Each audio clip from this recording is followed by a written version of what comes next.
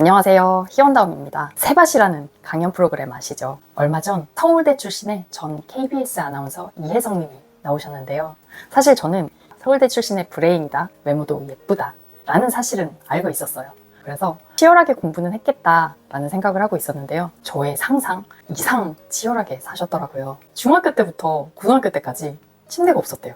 공부에 방해가 되니까 침대를 일부러 두지 않았다는 거예요. 새벽까지 공부하면서 불도 환히 켜놓은 채 책상에 잠깐 엎드려서 쪽잠을 잤다는 거죠. 중학교 때부터 그랬으면 6년 동안 잠을 쪽잠만 잤다는 거예요. 그런데 극단적인 선택을 하면서까지 공부에 매달렸던 이유는 타인의 인정을 받기 위함이었어요. 이렇게 치열하게 극단적으로 공부했던 이혜성 아나운서는 결국 원하던 목표했던 서울대학교 경제학과에 입학을 했는데요. 목표를 이뤄냈지만 뭔지 모를 커다란 공허함이 밀려왔다는 거예요. 난 뭘 위해 산 건가? 다시 모든 걸 쏟아부을 수 있는 새로운 목표가 필요했다고 해요. 그 이후의 목표는 외모 가꾸기였어요. 저도 굉장히 비슷한 경험이 있는데요. 물론 침대도 없이 잠도 안 자서 서울대를 간 건 아니지만요. 나름대로 고등학교 시절에는 친구들한테 이런 놀림을 받았어요. 야, 이희원, 너 그렇게 앉아만 있다가 엉덩이에도 종기 생긴다.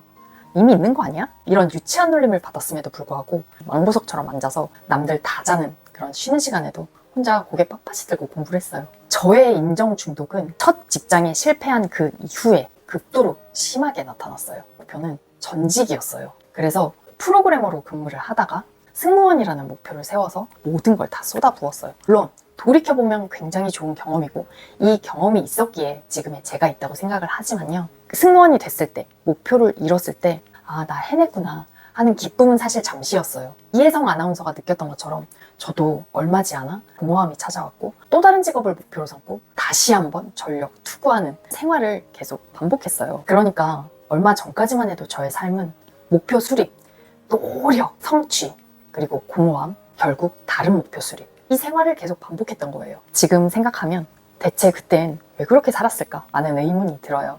강연 마지막에 이런 이야기를 하시더라고요. 저는 10대 때보다 20대 때가 더 행복했고요. 20대보다 지금이 더 행복해요. 그래서 할머니가 되면 얼마나 더 현명하고 여유로워질까 굉장히 기대가 돼요. 이 부분에서 저도 굉장히 공감을 했어요. 왜냐면 저는 아무리 젊어질 수 있게 시간을 되돌려준다 하더라도 절대로 되돌아가고 싶지 않아요. 10대, 20대, 30대 그 어떤 시간으로도 돌아가고 싶지 않아요. 강박과 집착을 많이 내려놓은 지금 제 자신이 제일 만족스럽거든요. 우리 인간은 누구나 내 자신의 실제 모습을 볼 수 없어요. 그래서 우리는 타인의 시선 속에 살아갈 수밖에 없는 존재예요. 이 말이 뭐냐면 누구나 본능적으로 우리 모두는 인정 욕구를 가지고 태어난다는 말이에요. 정도의 차이만 있을 뿐 모두 다 인정 욕구는 가지고 있어요.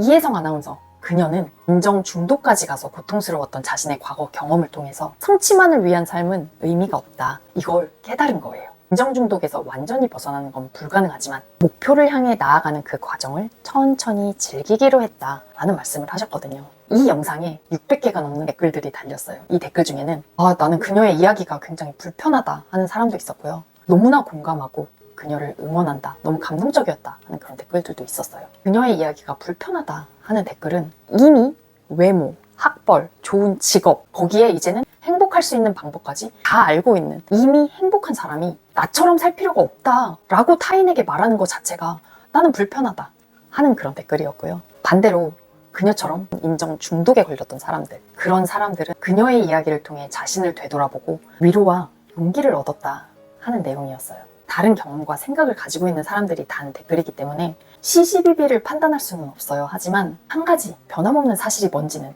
저는 알겠더라고요. 성취감을 느꼈든 아니면 공허함을 느꼈든 어떠한 일을 자기 주도적으로 행해본 후에 스스로 깨달음을 얻은 사람만이 자신의 인생을 원하는 방향으로 변화시킬 수 있어요. 내가 스스로 경험을 해서 성공을 했든 실패를 했든 성취감을 느꼈든 공허함을 느꼈든 어떠한 경험을 해보지 않고 남의 이야기만 들으면 거기에 공감을 할 수가 없어요. 뭐야, 다 이룬 사람의 배부른 소리네? 이러한 생각이 들 수도 있다는 말이에요. 그녀 역시 목표를 세우고 실행해서 성취하는 반복되는 시간 속에서 외로움도 느끼고 불안함도 많이 느꼈는데요. 이러한 시간을 견디면서 삶에서 중요한 가치가 뭔지에 대해서 생각하고 자신의 인생의 중요한 가치를 갖게 됐다는 거예요. 나를 평가의 대상으로 만들지 말자. 이 다짐도 자신의 오롯한 경험에서 나온 거거든요. 그러한 경험 없이 남들이 타인의 인정을 바라면 안 돼. 타인의 시선은 중요하지 않아. 아무리 이런 얘기를 들어봤자 내가 경험해서 깨닫지 않고서는 저런 말을 왜 저렇게 심각하게 하는지 느낄 수가 없어요. 인정 욕구를 위해서든 어떠한 이유에서든 내가 세운 목표를 성취하기 위해서 내 모든 걸 한 번은 내던져보자. 결과가 성공이든 실패든 그건 중요하지 않다. 한 번은 꼭 겪어보시길 바란다 하는 거예요. 그래야 타인의 평가에 잠시 흔들리더라도 내 삶을 지탱해주는 내 인생의 가장 중요한 가치를 찾을 수 있거든요. 그래서 여러분, 나는 인정 욕구를 가지고 있어. 문제라던데? 라고 너무나 고민하실 필요가 없어요. 누구나 인정 욕구는 가지고 있다. 설사 그게 지나쳐서 인정 중독에 빠져 있어 힘들다 할지라도 그것을 통해서 내 삶의 가장 중요한 가치가 뭔지 깨닫게 되는 날이 온다. 그래서 인정 중독에 빠졌을 때 살아남을 수 있는 방법은 유도적인 경험을 통해서 스스로 깨달은 인생의 가치를 내 삶의 중심에 두고 살아가는 것.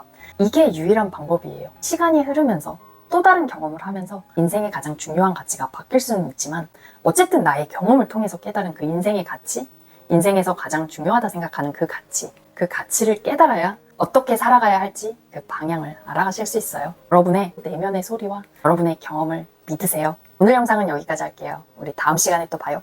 안녕.